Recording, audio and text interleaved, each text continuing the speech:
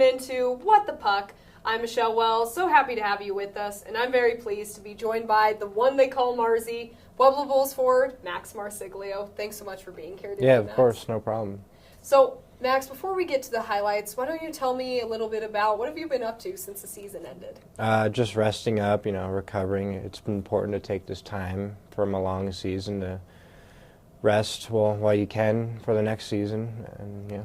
Absolutely. Recovery is very important. It's a long season, like you talked about, so that's great to know. Yeah. And have you been making any plans or doing any preparation for next season at all? Yeah, just being a student of the game and working on my puck handling and puck control, stuff like that. Yeah, those are very important skills to work on. Yeah. Well, I don't want to keep you waiting any longer, so without further ado, let's get to the highlights. All right, so here you go forehand, backhand. Where's the puck? Oh, it's in the net. Yeah, it is, definitely. Excellent play there. This one, we've got Elhan Agdami. Sends it towards the net. Rivers ball tries to settle things down a bit. Puck's loose at the side of the cage. There you are to clean up on the doorstep. And a fantastic celly afterwards. This one, perfect check. Line him up, and then boom. Outliers still have possession of the puck. So you go to work on the forecheck. So obviously a lot to go over with your highlights, but let's just start by going over the first one here.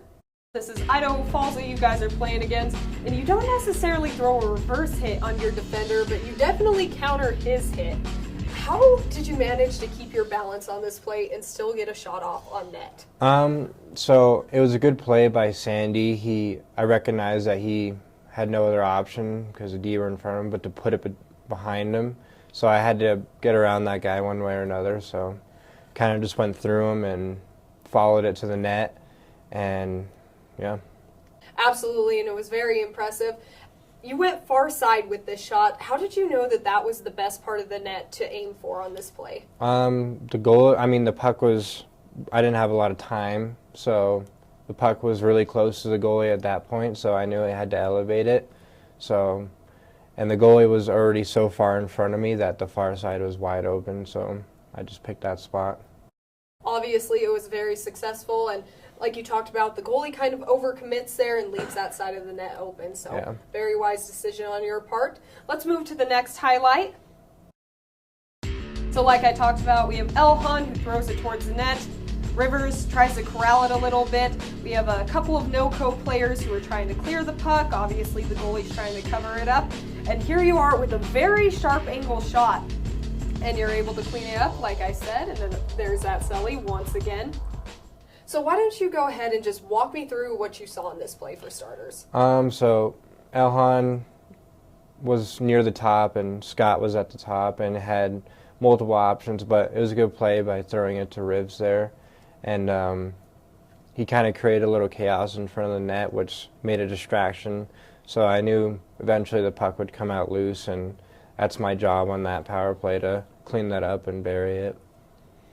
Yeah, and you definitely did a great job at that. And I am really impressed with this one as well because, like I talked about, it's such a sharp angle shot. You were practically below the goal line on this shot. Were you aiming for a certain part of the net, or were you just trying to beat the goaltender back? I just knew I didn't have a lot of time, so just as quick as I could to get it into the net was my thought. Great job of maintaining accuracy and precision as well, even though you were just trying to get the shot off quick. Yeah. And I like the phrase that you used, that Rivers was creating chaos at the top of the crease. So how much of an impact did Rivers creating chaos have on that goal? It was a big impact, because if he didn't try to get it in front of the net and do a second opportunity, maybe it would have went back to the corner or something else, and maybe a breakout. So he did a good job there. Yeah, a lot of things could happen, and he's not a very big guy either, so he did a really good job of having a net front presence. Yeah. So let's take a look back at your final highlight here. So like I said, just textbook check right there. Excellent hit, and then I love the effort on this play. Like I said, the outliers keep possession of the puck, but you go to work on the forecheck. So let's start by talking about your check on this play. Yeah. How do you go about checking a player into the boards without hurting yourself? It's kind of just like being prepared that you're going to make contact and know that's going to probably hurt a little bit, but got to do it. if you want the puck back, it takes some sacrifice. So, I mean, just being relentless on the puck and trying my best to get it back, that's all it is.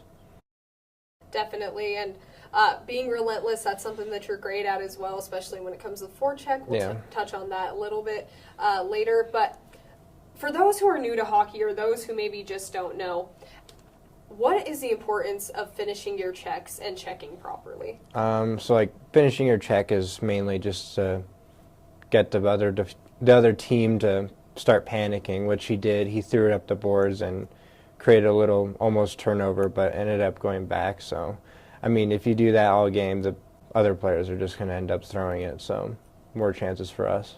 You're very tenacious on the forecheck, and that's where you create a lot of offensive opportunity for your team. So what are the keys to a successful forecheck?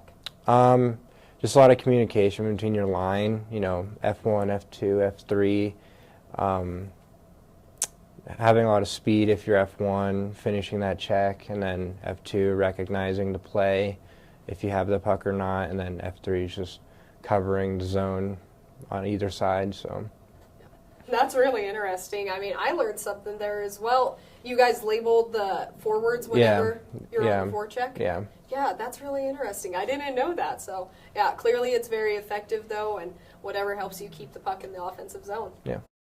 Now, Max, we're going to move into a segment called Just Puckin Around. And for our first question, I want to go back to the second highlight. I talked about your celly a few times on it, so I don't want to focus on the goal on this play. I want to focus on that awesome celly. Now, I know you're a big fan of the New York Rangers and Artemi Panarin at that. And this celly was Artemi Panarin-esque, the way you lift your leg there and then do that little kick out. Is that what you were going for on this celebration here? Were you going for Artemi Panarin? No, I kind of was just super excited. Didn't really know what to do, but I was just kind of going towards the fans to show them some love. So yeah, I guess when it's in the moment, you're not really thinking about it like you said. You're more just reacting to it. Now, this next question, you could thank Scotty Begarin for. Shout out to you, Scoot. But why do your teammates call you the flying saucer on the ice? I think it's just a little inside joke. I mean, we joked around with that alien stuff a few times. You know, pigeons might come after Scott a few times, but yeah, just kind of like a little joke that we have, but. Well, watch out for those pigeons, Scott. And that was something he told me. He was like, yeah, he came into my hotel room one day and he turned on the TV and he started watching Ancient Aliens. So do you believe that there's life out there in the universe then? Yeah, why not? There could be, yeah. Very well could be, and if they do, all that matters to me is if they play hockey or not. So hopefully they do. Yeah. Well, thank you so much for joining me today, Max. I really appreciate it. It was a privilege getting to watch you continue to grow and improve throughout the hockey season. Best of luck to you in the future and continuing your hockey career. Yeah, of course. Thank you for having me. Absolutely. That does it for this episode of What the Puck. Thank you so much for joining us. And until next time, remember, a 2-goal lead is never enough.